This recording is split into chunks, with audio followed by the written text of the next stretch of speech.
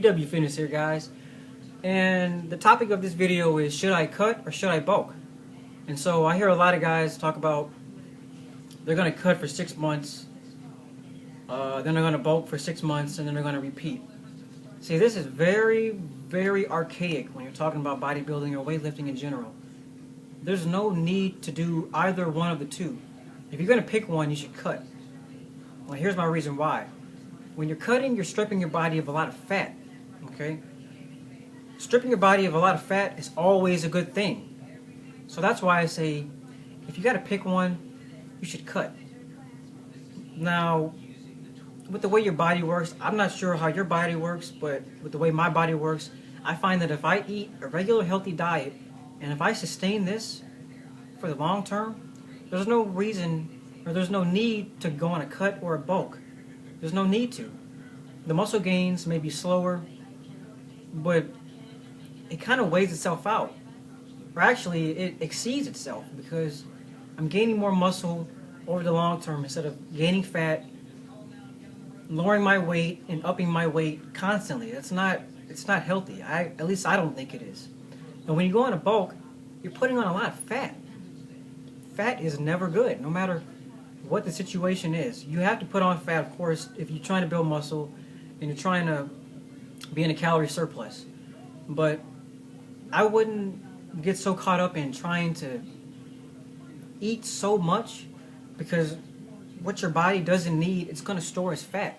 And you're going to end up having a lot of fat cells, which make it easier for you to get fat in the future. So I wouldn't go on a bulk.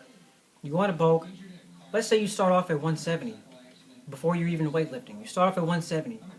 You start working out, you start training, you start bulking. Okay, you start upping your calories to maybe say around 3,000. And so within the first couple of months, you're going to see a dramatic change, of course, because you're new. But you're going to see your weight probably fluctuating between maybe around 175 to 180. And so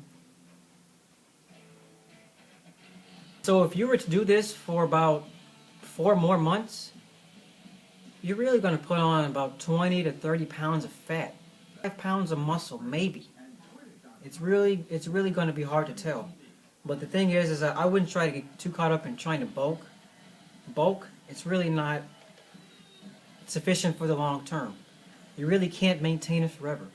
The only thing you can try to maintain is your muscle, and you can try to make it grow. That's the only thing you can really try to do.